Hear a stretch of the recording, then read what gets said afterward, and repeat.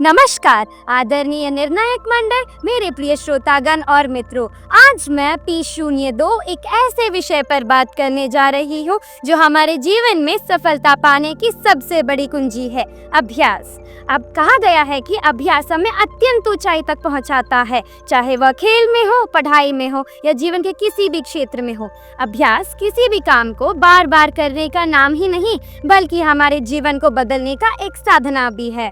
हमारे मन के दो धाराएं हैं, एक हमें संसार की ओर ले जाता है और एक कल्याण की ओर। संसार की धारा को बढ़ाने के लिए वैराग्य का आवश्यकता है और कल्याण की धारा को बढ़ाने के लिए अभ्यास का। जैसे एक पक्षी को उड़ने के लिए 2 पंखों की आवश्यकता है, वैसे ही हमारे मन को शांत रखने के लिए अभ्यास और वैराग्य दोनों ही आवश्यक है। इससे संबंधित सजन सत्वस्तु के कुदरती ग्रंथों में कहा गया है, मन मेरियाते हुए है आनंद माल का, मन मेरियाते हुए है आनंद माल का, तेरी ज्योति हिमकुल जहान माल का, तेरी ज्योति हिमकुल जहान माल का। अर्थात अगर हमारा मन शांत रहता है तो ईश्वर की ज्योति हर जगह दिखाई देती है। अगर हम आध्यात्मिक नजरिए से देखें तो अभ्यास का अर्थ है हमारे मन को जागृत रखना, लगातार सही दिशा में कार्य करते रहना। लगातार अभ्यास करने से हम अपने मन को एकाग्र और स्थिर कर सकते हैं। अब मैं सजन सत्वस्तु के कुदरती ग्रंथों में लिखे गए कुछ पद और उनके अर्थ स्पष्ट करना चाहूंगी। जैसे कि कहा गया है, साधना कर साधना कर साधना कर ध्यान से, तू है क्या ब्रह्म है क्या, तू है क्या ब्रह्म है क्या, जान ले ब्रह्म ज्ञान से।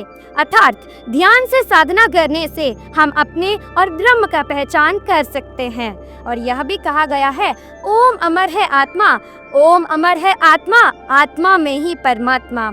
अर्थात आत्मा अमर है, उन्हीं में परमात्मा का वास है। इस सत्य को सभी जान ले। और यह भी कहा गया है, शब्द है गुरु शरीर नहीं, शब्द है गुरु शरीर नहीं। अर्थात ज्ञानी को नहीं, ज्ञान को महत्व दे।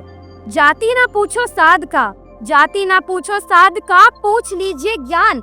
मोल करो तलवार का, पड़ा रहे दो म्यान, मोल करो तलवार का, पड़ा रहे दो म्यान।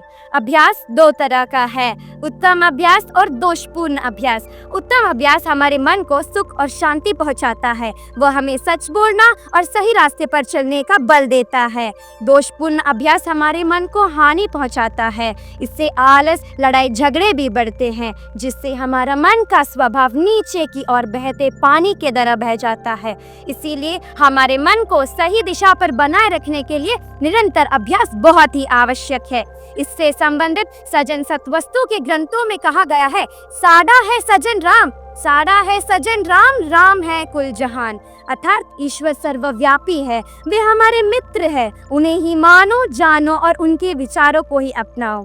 मैं बस यह कहना चाहती हूँ कि हमें अपने लक्ष्य से पीछे नहीं हटना चाहिए, चाहे कितने भी मुश्किलें आए। इससे संबंधित ग्रंथों में लिखा गया है, तू पीछे कदम न हटावी, तू पीछे कदम न हटावी, ऐसा पुरुषार्य कमावी, औदा फंदे बचकर रहवी, औदा फंदे बचकर रहवी, तू पीछे कदम न हटावी। नियमित अभ्यास से हमारा तन और मन स्वस्थ रहता है। इस पल का सही इस्तेमाल कर हम सभी अपने क्षेत्र में सफलता प्राप्त कर सकते हैं। अभ्यास और वैराग्य दोनों मिलकर हमारे जीवन को बदलने का काम करते हैं।